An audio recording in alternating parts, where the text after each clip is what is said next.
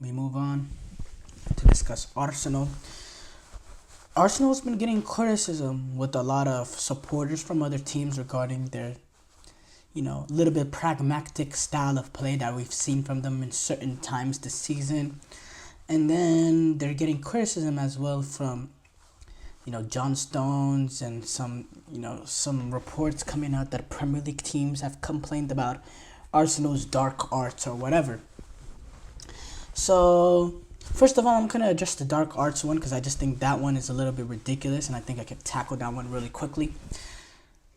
Look, whatever these dark arts that they're talking about, it's nonsense, Whether it does come, if you're talking about the time wasting, the faking injury, whatever, it's all BS.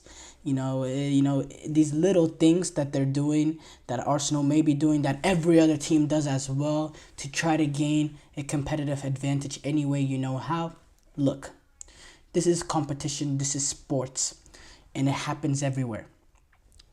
If you can get an advantage in any way that's deemed not cheating or not penalized as cheating, if it is okay, no, it's not cheating. If it's, if you're not cheating, and obviously cheating is subjective. So let me rephrase that actually. If you're able to get an advantage without getting punished for it, why stop? Whether it does come to, either time wasting, whether it is the players rushing to crowd the keeper on that goal against it. If any of these things can give Arsenal an advantage, they're gonna do it, and any other team would do it too. Any other team would do it, because that's just part of the competition. That's just how it goes. And I don't even think it's necessarily against the spirit of the game as well. Of these issues are so big that is really like that big of a point, then it would be officiated out of the game. And clearly, there's nothing that Arsenal does that's cheating or that goes over the line. Everything that they do is within the spirit of the game, is within gamesmanship. And all they do is they have good gamesmanship tendencies to them to take advantage of little loopholes or little gray areas that can give them the biggest competitive advantage possible.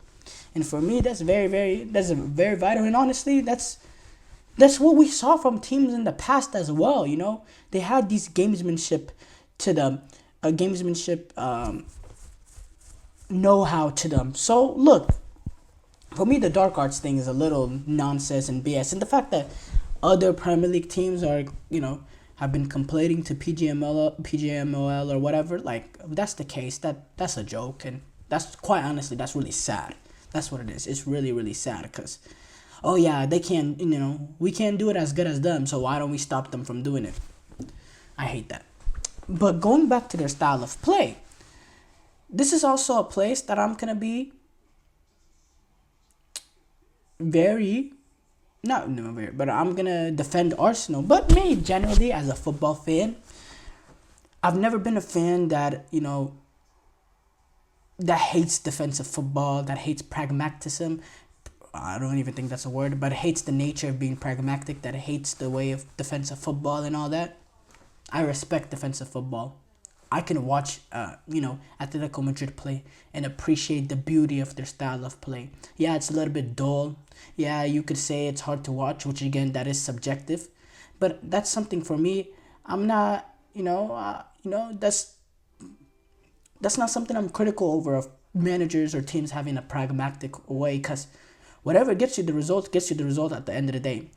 Now, there's been certain moments that I've been that sometimes I'm critical over a team's performance because of their how pragmatic they are, and the fact that they can't get out and do anything about it. Like, they're sucked in, suffocated so much that they have no outlet in attack. But if a team has a consistent and pragmatic nature to them and have a consistency about them and getting the result and being able to take advantage of moments and all that, albeit to them. And as far as Arsenal found themselves in a position that they've needed to be pragmatic. You're going, you're going away to City, Tottenham, Villa. That's probably for Arsenal, three of the most difficult away games that they'll have to play, and besides going away to Stamford Bridge, or yeah, apart from that, that's probably the three most difficult away games that Arsenal have to play. That's some difficult. That's very very difficult. Going away to Villa that had good success against them last season, beat them twice last season, going finished top four last season, going away to them, North London derby on the road, not having Odegaard as well against Manchester City, not having your most creative player, and as top of that, having 10 men in the second half against Manchester City. Keep in mind, this is Arsenal, Manchester City. Last time they went down to 10 men, what happened when they went down to 10 men, Jack? They lost like 6 or 5 or something ridiculous. And Arteta would be a fool not to learn from those mistakes. And so I don't blame them at all for how pragmatic they are. It's what they've needed in those individual games to get the results. It's what they've needed. And sometimes, last season, you saw early on the season, there was a few moments that they dropped points that really, that really were vital came the end of the season with how tight the Premier League was last season. So maybe, you're looking at it from Mikel Arteta's perspective. Okay, we have a style of play that we have at this club in the way that we want to go about it. But the most important thing early on the season is to just get the results and then naturally improve the performances as the season goes on and build to being that dominant team that Arsenal were at the end of last season. So what they're doing right now is and you're looking at it, before the season, you're Mikel Arteta, you're looking at the schedule and you're seeing the fact that you have to go away to Villa, away to Tottenham, away to City, all within the first 4 or 5 games in the Premier League. You're looking at that, okay, the most important thing is to get the results. That's literally what it is, especially if you're an Arsenal team that's competing for the Premier League, This is not an Arsenal team, we want to build something. We have a young team. We want to build something for the future, blah, blah, that they were in a position. That was the position that they were in a few years ago. Now an Arsenal team, yes, they're still young, but the position that they're in is we want to win the Premier League. So the most important thing is the results.